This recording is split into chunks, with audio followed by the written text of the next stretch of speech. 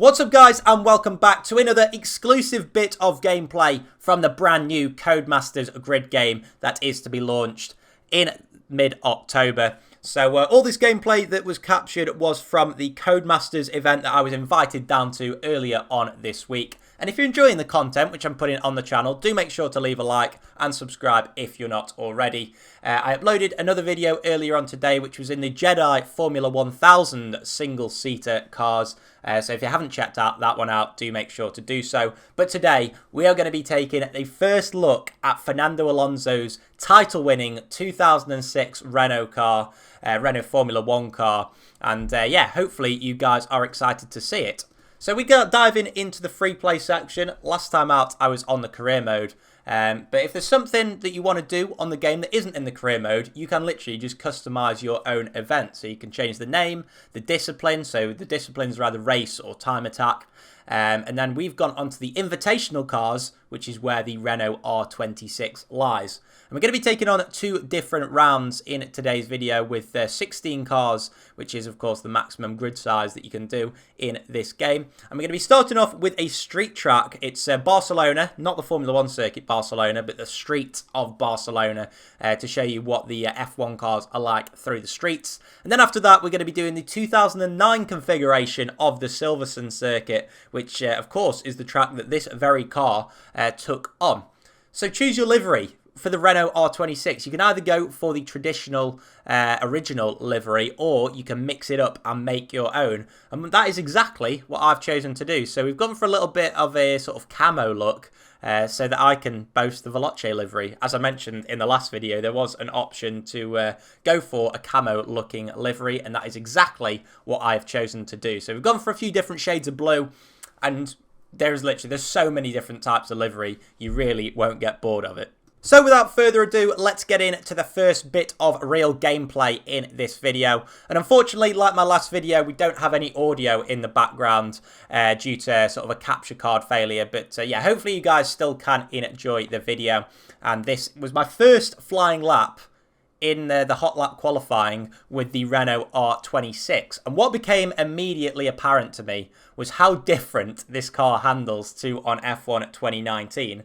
Now, I was playing with the Xbox gamepad throughout this video and throughout all the videos, so I don't necessarily have a direct comparison to my Logitech wheel. But yeah, a lot more arcadey than the Formula 1 games, because of course the grid franchise is definitely aimed at a different customer, sort of more of an all-round racing fan. But yeah, just because the handling was a lot more arcadey doesn't mean it wasn't fun for me.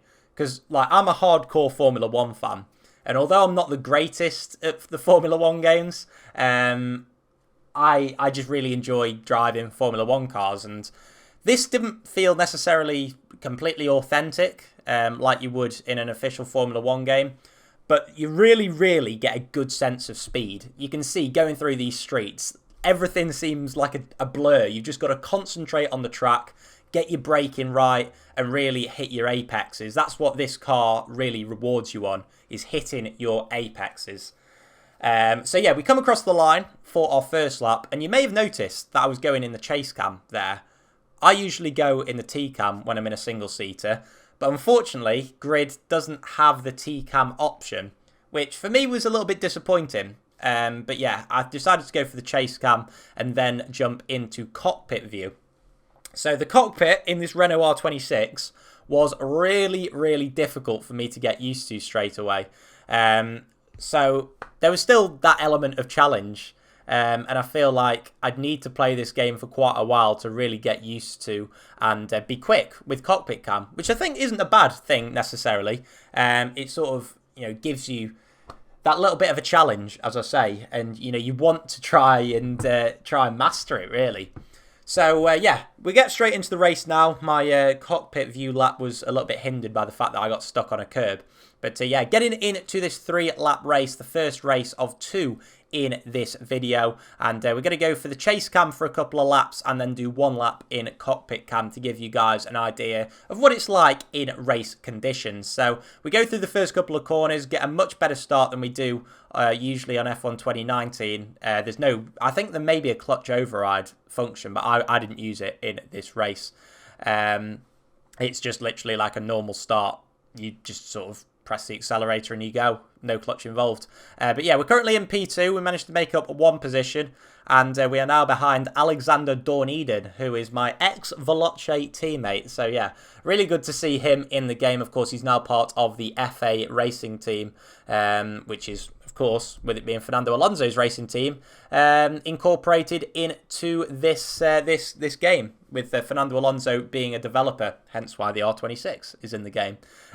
So yeah, we're tearing through the streets of Barcelona now, and you can see you've really got to master this car if you want to be up with the front runners. You can see we lost quite a bit of time to Dorneden in that middle sector, which is incredibly fast around Barcelona. And yeah, honestly, the street tracks are so enjoyable with the single seat cars. I really enjoy sort of taking these cars to places which you wouldn't necessarily expect them to be in. It's just completely different to what you'd find in the official F1 games. And I think that's why I like Grid so much. You know, don't get me wrong, I enjoy playing F1 games as much as the next person. But it's always nice to think, you know, what would this car be like around some, you know, a street track or a track which you just wouldn't necessarily expect an F1 car to go around. And that's what Grid gives you. A lot of street tracks, a lot of street racing, and some different circuits as well. So you've got Brands Hatch in the game, as well as Silverstone and Malaysia, which, of course, Silverstone I'll show later on in the video. So it's that good little bit of a mix, really, and sort of allows you to see what these cars will look like around the sort of narrow, fast circuit, which, yeah, was really, really enjoyable for me. You might be wondering what difficulty I was running on. So it was hard. There are 4 difficulties on the game so far. So you've got easy, medium, hard, and then very hard.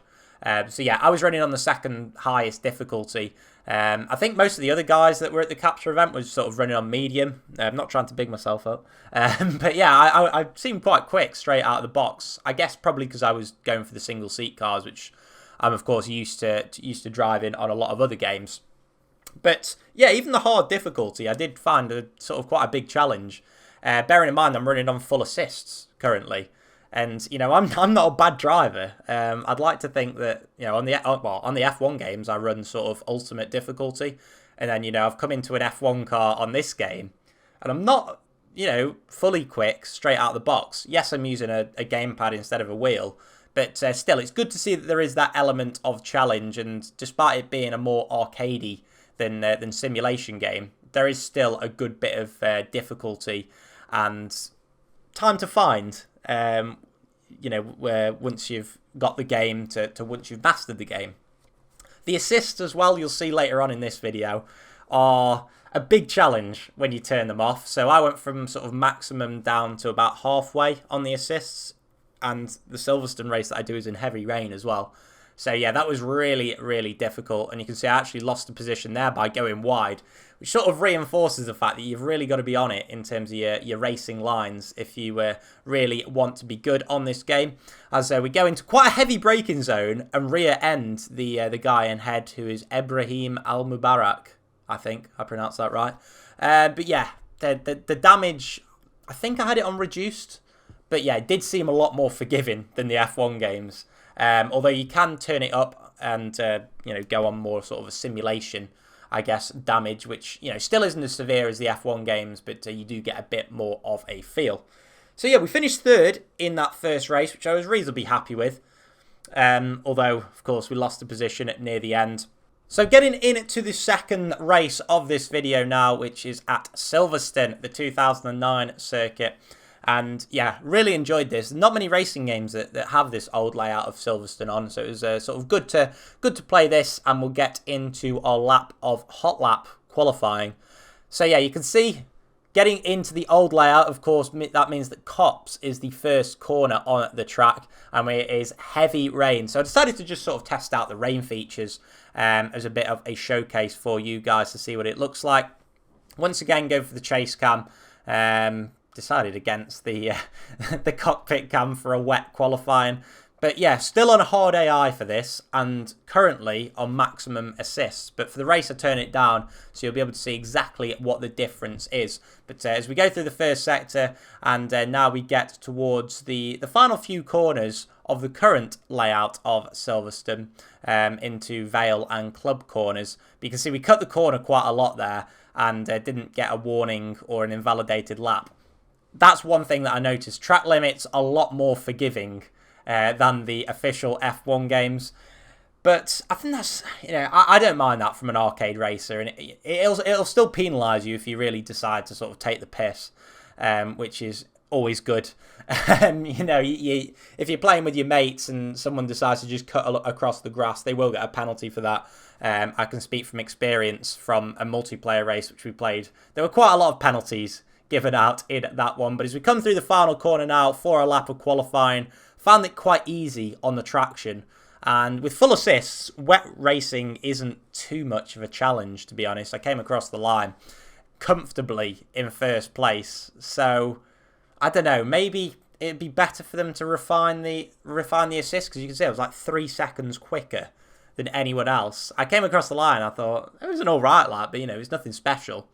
Wasn't on the hardest difficulty setting, but still sort of felt like it was a reasonable lap, but sort of nothing too special. So now we get into the race, and this is where we turn the assists down.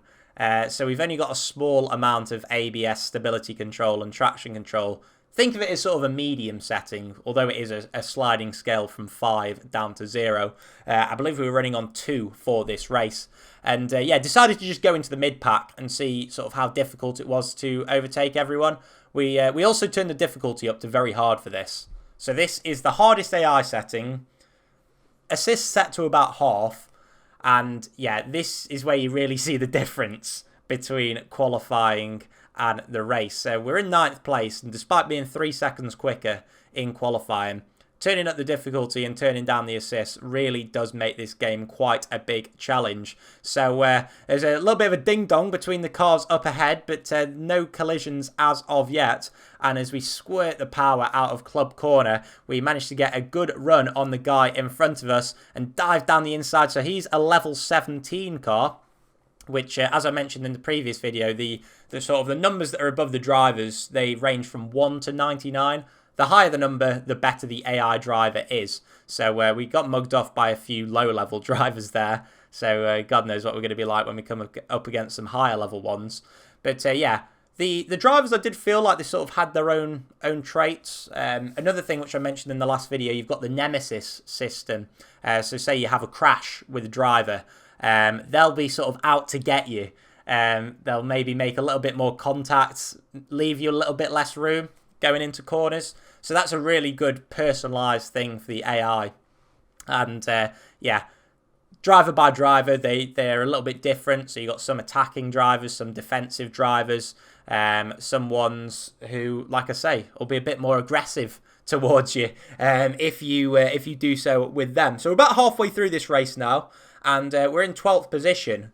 So all we've done is knock the difficulty up a bit and turn the assists down, and all of a sudden this game has become one hell of a challenge for me, which I enjoyed. I enjoyed because I was thinking, early on when I was sort of putting it on poll, I thought, wet racing isn't really that much of a challenge, and I'm bossing it against all of the AI. But yeah, all you have to do is change a few settings, and this game does become a lot more difficult. And I really felt like I wanted to master it because it was a little bit annoying that I was so far down. I thought, I just want to win a race and whatever. But yeah, good to have that challenge in the game, and it means that you're not going to pick it up on day one and be a master straight away. Also, as I mentioned before, although this car does feel more arcadey than the ones that you find in the Codemasters F1 games, they still can be a challenge. You can see as I came out the final corner there, I was sort of drifting all over the place. And drifting in this game with an F1 car doesn't gain you time. What a move down the inside, by the way, into Cops. Lovely stuff, back up to P12. But yeah, up into P12, but still a lot of time to find. Hopefully you guys aren't too disgusted by my driving and disgusted by the fact that I'm using chase cam. But yeah, it is what it is. We don't have T-cam, so we've got to use the chase cam. Decided against the cockpit view, because I put it up to very hard AI. Thought enough of a challenge in that aspect. So yeah, coming towards the middle of the circuit now. I'd love to hear your guys' thoughts on what you think of them adding the 2009 layout of Silverstone. Whether you enjoy it more than maybe the current Silverstone layout. Whether you'll be using it in the game. Silverstone, I believe, is one of 4 circuits that they've got on the game. 4 like sort of major race circuits. So you've got Silverstone, Brands Hatch, and then you've got Malaysia, which is the one which is used for the Fernando Alonso career mode challenge, as we get punted off the circuit there by Leo Garnier. And then you've also got a Chinese track. I'm not 100% sure. I think it might be Zhuhai, something like that. But I actually did race on that circuit, so that'll be coming in 1 or 2 videos time. But we've come through the final corner to finish a lowly P13, showing you that my driving wasn't brilliant and that I have got a lot of work to do. But yeah, hopefully you guys enjoyed the first showcase of the Renault R26. Leave a like if you enjoyed, and comment down your thoughts down below. And big thanks to Codemasters once more, and I'll catch you guys in my next video. Take care. Bye-bye.